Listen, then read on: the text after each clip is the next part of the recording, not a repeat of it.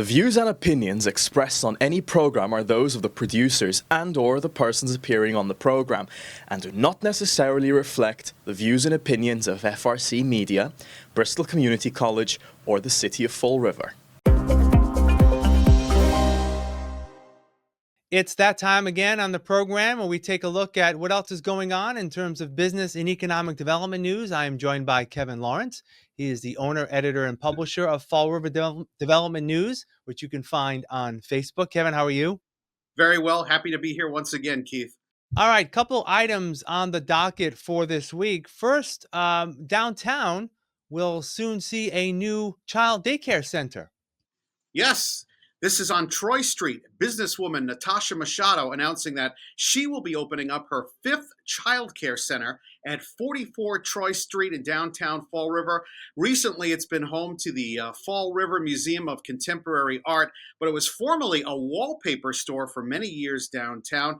Machado owns and operates Pumpkin Patch Childcare with existing locations in the south end of Fall River, as well as Somerset, Swansea, and Rehoboth.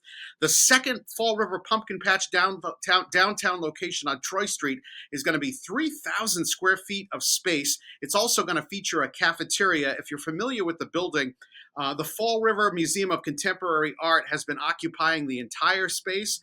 They're going to only occupy the front portion of the building. The space in the rear along the side will be the new daycare center. So the Fall River Museum of Contemporary Art will be staying put, but just scaling down its footprint at that location.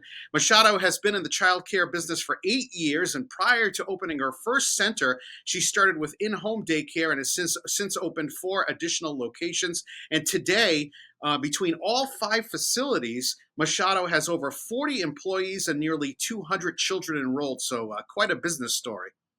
Yeah, absolutely. A good, successful business story too, especially the need for daycare and childcare services. This is important to have in a location that is burgeoning, right? You talked about some of the activity happening at the primary care facility. It's not too far from there, and so it's a good location for a daycare center. And if those of you who aren't quite sure where this is, if you're looking at the old main fire station, it's actually right behind it on Troy Street. It's a building right behind there. All right, and the other item on our agenda for this week is a location on South Main Street that used to host a florist is going to be hosting a new florist. Yes, Rustic Rose Floral Designs has taken over the old Main Street florist location at 936 South Main Street in Fall River. Now, Rustic Rose Floral Designs previously operated out of a flower cart in Westport, and now they've officially opened up their brick and mortar location. They specialize in floral needs from weddings to funerals and daily arrangements. Rustic Rose has the only flower bar in the city that will provide grab-and-go bouquets every day. The shop just recently opened in the last week or so. It's owned and operated by a woman named Jane Collins, who had a rough start because a few days after completing the renovations at her new storefront, a car drove into the store.